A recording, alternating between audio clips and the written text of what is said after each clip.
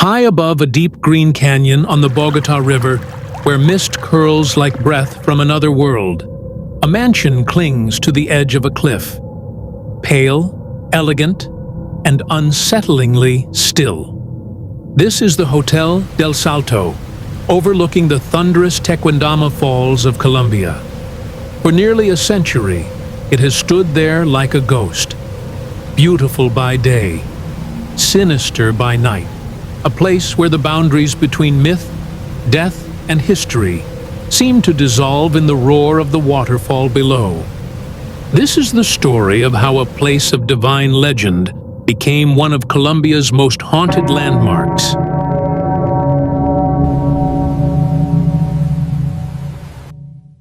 Long before the Europeans came, the indigenous Muisca people worshipped the site as holy.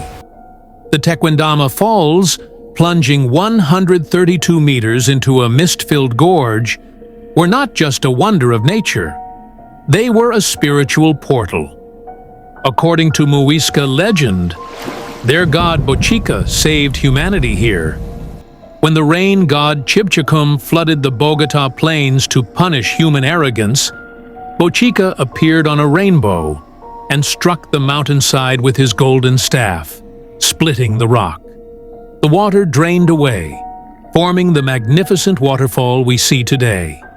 The Muisca believed that souls of the dead traveled through the mist to the afterlife. Even today, locals call the gorge La Puerta de los Dioses, the door of the gods. But this same place of divine beauty would soon become a place of human despair. When the Spanish conquistadors invaded in the 1500s, the Muisca world was shattered. Their temples were looted, their language suppressed, and their people enslaved. Facing unbearable humiliation, some Muisca warriors chose death over servitude. Standing at the edge of the cliffs, they leapt, believing that in death, their spirits would transform into condors, free once again to fly across the Andes. That ancient act of defiance gave rise to the legend of El Salto del Tequendama, the leap of Tequendama, from which the future hotel would take its fateful name. Centuries later, this legend would return in ways no one could have predicted. In 1923, during Colombia's economic boom, architect Carlos Arturo Tapias began designing a mansion overlooking the falls. Its French Gothic style, ornate windows, steep gables, and balconies that seemed to float above the abyss, was unlike anything else in the region. The mansion soon became the Hotel del Salto, opening its doors in 1928. It was meant for Bogotá's elite, politicians, diplomats, and artists seeking escape from the city's chaos. Guests arrived in chauffeured cars, dressed in silk and fur, to dine by candlelight as the sound of the waterfall echoed through marble halls. From the balcony, the view was breathtaking and terrifying. The entire hotel seemed to hover above emptiness, its reflection shimmering in the mist. But for all its elegance, there was always something uneasy about it, as if the spirits of the Muisca still watched from the cliffs below.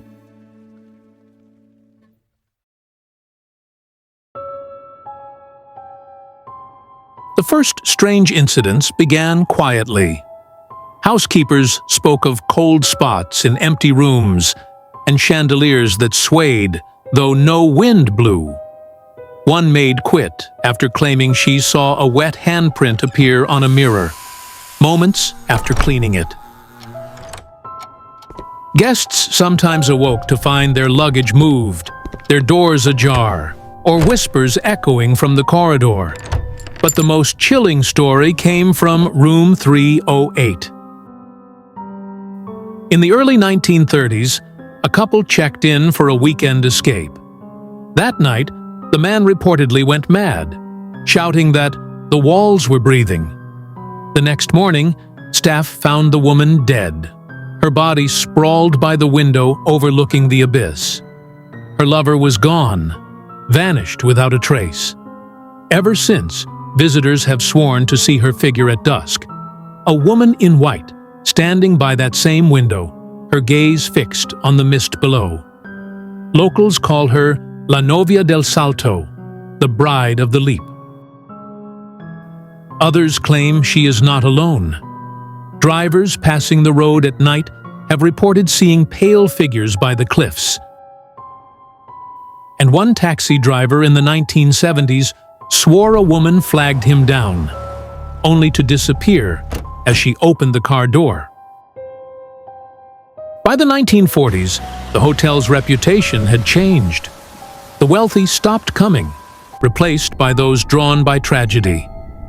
For decades, the cliffs of Tequendama became a notorious suicide site. The beauty of the waterfall turned sinister, a silent invitation for the hopeless.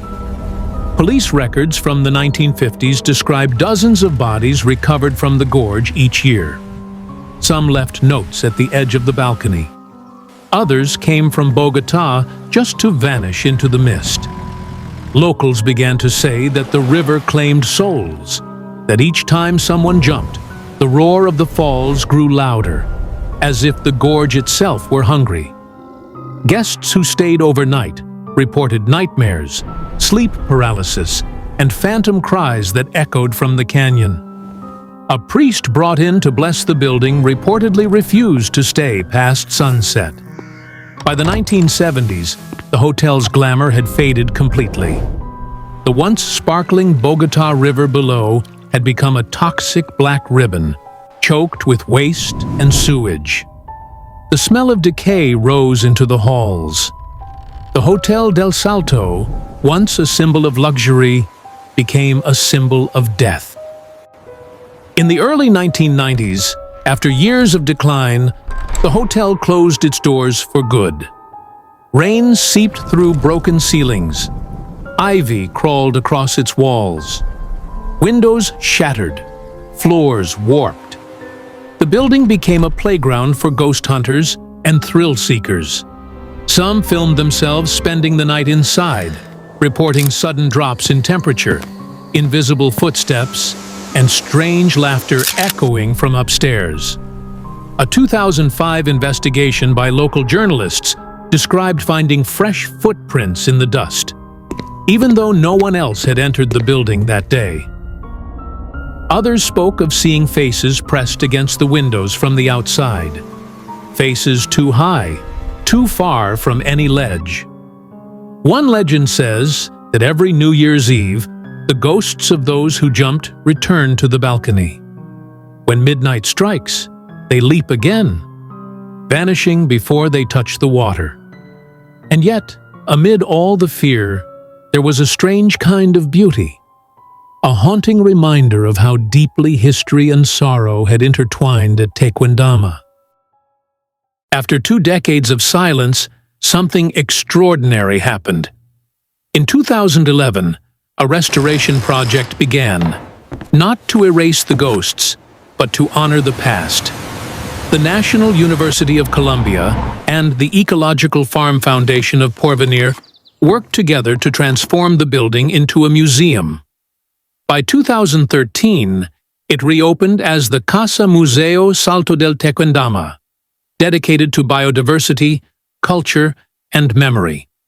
The renovation preserved its haunting charm, the Gothic arches, the misty view, even the cracked tiles. But inside, the rooms now tell stories of the region's wildlife, ecosystems, and indigenous heritage. Locals say the spirits remain, though quieter now, content perhaps that their stories are finally being told with respect.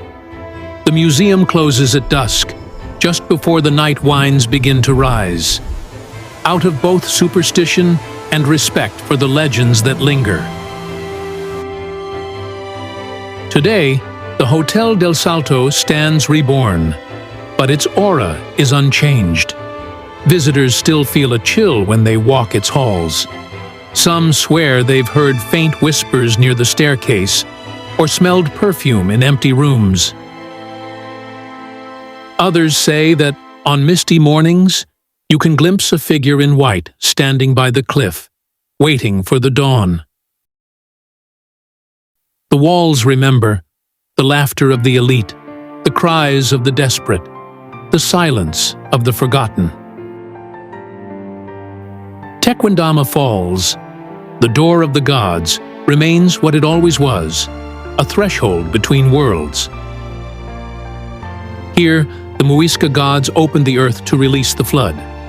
Here, enslaved souls leapt to freedom.